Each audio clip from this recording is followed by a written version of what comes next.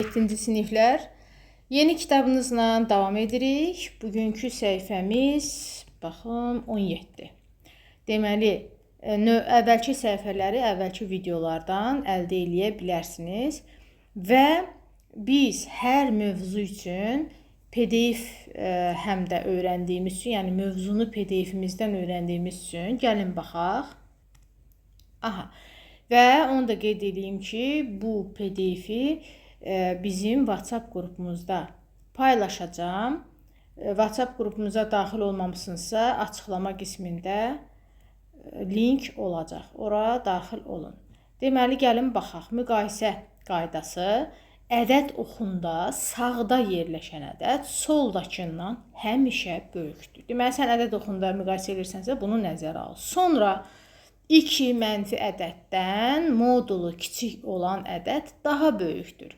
Baxın, bu nəyi bildirir sizə? Bax, bu hissəni deyir sizə ki, mənfi 3 böyükdür, yoxsa mənfi 7. Deyir, modulu, bax, görürsən, modula salıb, modulu kiçik olan əksinə daha böyükdür. Sonra hər PDF-imizdə olduğu kimi diqqət edəcəyiniz məqamlar var. İstənilən müsbət ədəd həmişə mənfi ədəddən böyükdür. Vəssalam. 0 isə həmişə mənfilərdən böyük olur, lakin müsbətlərdən kiçik olur. Maraqlı fakt var və nümunə. Dediyim kimi, bunu həm də WhatsApp qrupuna göndərəcəm.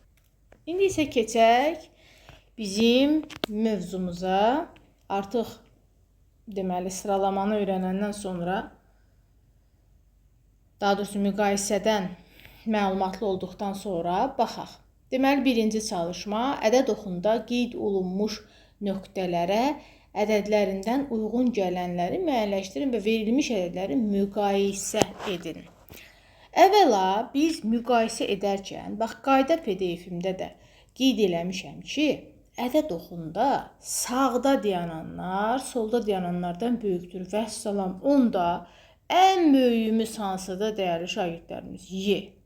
Ondan sonra D, ondan sonra S, ondan sonra B və sonra A gəlir. Bax, bu sənin müqayisən. İkinci keçirəm, deyir ki, hər biri bunlardan hansına uyğundur? Gəl, baxaq. Bax, buradan A-dan başlayıram. Bunun tam hissəsi neçədir? Mənfi 2 tam.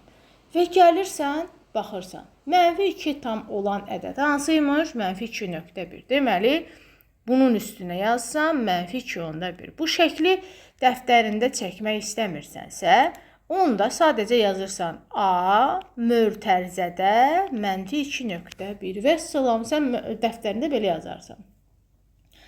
Məsələn, gəl mənfiləri birinci müəyyən eləyək, sonra müsbətlərə keçərik. Mənfilərdən bu çıxdı. Aha. Qaldı mənfi 0,7. Bir də mənfi 0,2. Əlbəttə ki, mənfi 0,2 sıfıra daha yaxındır. 0-ın 2 addımlığındadır. Onda bu S-nin ədədidir. Dediyim kimi, sən də burada yazacaqsan S mənfi 0,2. Onda belə çıxır ki, B-nin payına nə qaldı bəs? Mənfi 0,7 qaldı. Aha, deməli, bu da çıxdı, qaldı bunlar. Bunları da gəlin çevirək, onluq kəsrə. 8-i 5-ə böləndə 1,6 eləyir. Bu isə 1,3-dən 1 eləyir. 1,6 təbii ki, Y bəndində olacaq, daha uzaqdadır. Yəni, bunun əvəzinə 5-də 8 yazaq. Bu isə 3-də 4 eləyir. Siz yenə burada D və Y olaraq yazacaqsınız. Və bu müqayisələri elədik, hər bir hərf hansına aiddir, onu qeyd elədik. Sonra nə qalıb bizə? İndi gəlirik A və B, S bəndlərində müqayisələrimizə baxaq. Ay Nigar müəllim.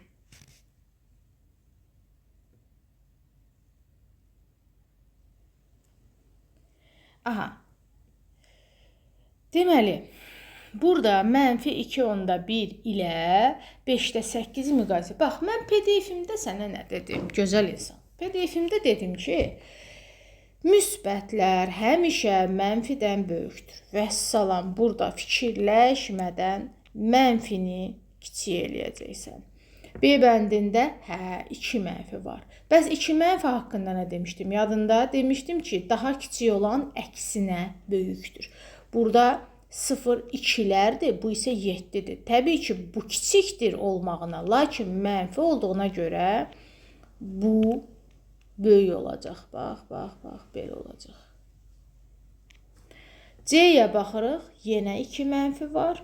Lakin bunun tamı 0 tam olduğuna görə modul cəhətdən kiçikdir. Demişdik axı ki, hər ikisi mənfi olanda kiçik olan böyük olur.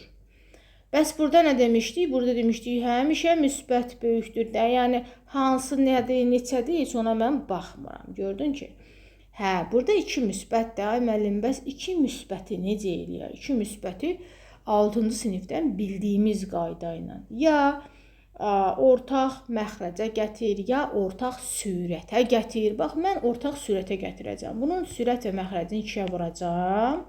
Alınacaq 6-da 8. Düzdürmü?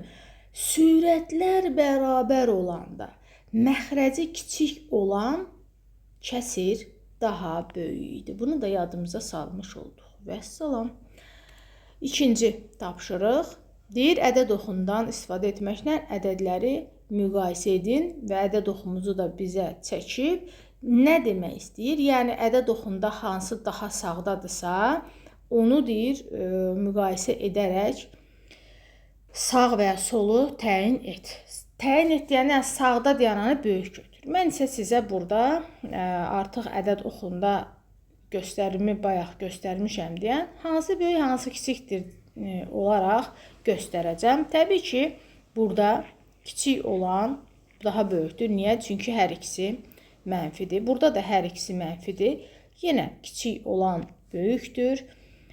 Bu hissədə isə biz bunu biraz açıq vəziyyətdə yazsaq, görəcəyik ki, 0.7, çünki bunun 1/10 7-dir, bunun 1/10 4-dür. 0.7 daha böyükdür.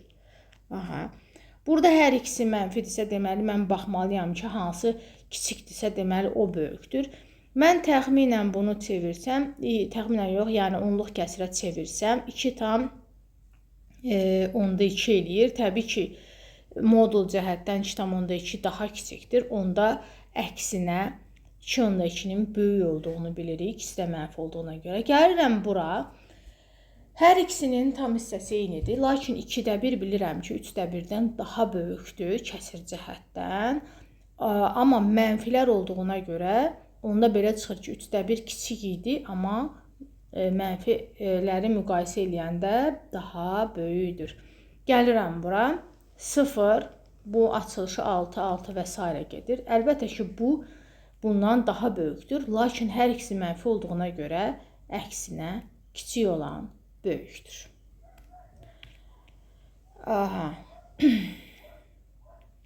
Baxaq sonra o birisində bir şey yoxdur.